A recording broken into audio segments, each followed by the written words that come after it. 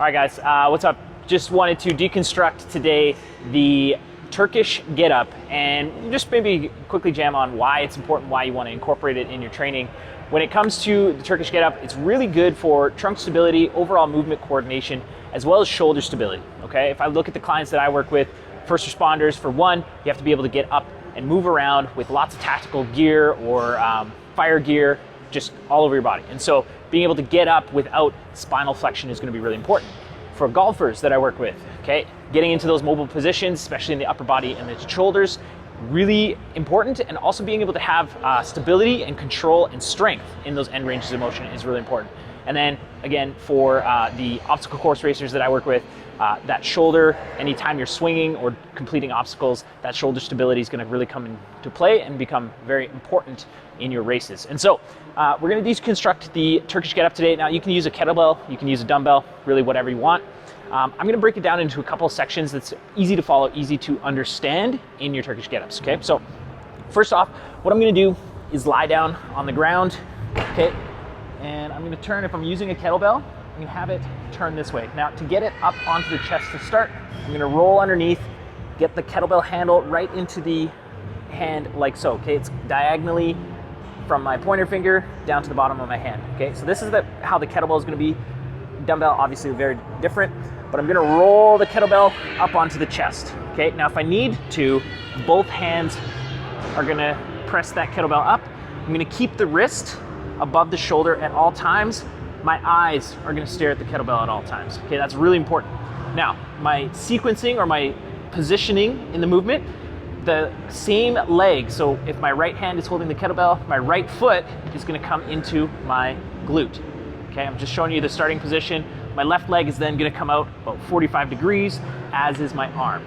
Okay, so my whole setup, arm over shoulder, or wrist over shoulder, heel into butt, foot flat, and both my opposite arm and leg are about 45 degrees out from that side. Okay, to start, I'm gonna roll up onto my left elbow. Okay, so again, always staring at the kettlebell, I'm gonna come up to the elbow. So that's step one. If you wanna write this down and follow along, step one, elbow.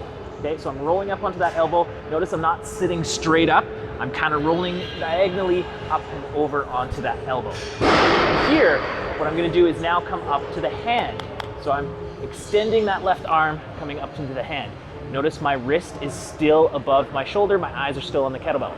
Now this is the next part that I don't want to spend a ton of time on, but I'm going to go hips. So first step one is elbow, step two is hand, step three is hips. I'm going to raise the hips as high as I can, squeeze the butt. Again, wrist is still above the shoulder, eyes are still on the kettlebell. Now I'm going to bring my opposite leg, my left leg, underneath my body and come onto my knee. Like so. This is where that shoulder mobility and positioning really come into play.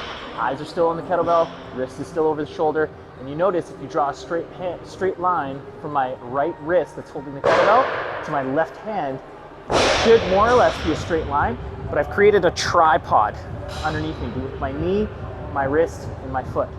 From here, I'm just going to shoot the hips up. Okay, so I'm coming up to that kneeling position. Again, straight line, wrist to shoulder, eyes are still in the kettlebell.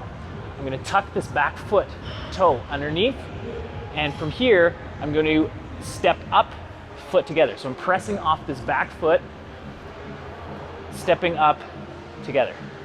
Okay, now to go back down, everything's in reverse, just trying to show as much control as possible. I'm going to go back down into that lunge position. Eyes are still on the kettlebell. I'm going to come down into that hand position, keeping the hips in the air. I'm going to bring the foot back through, butt on the ground, down to the elbow, down to the back. Okay? As I come down, I can bring it down with both hands, or if it's very heavy, come down off the ground there.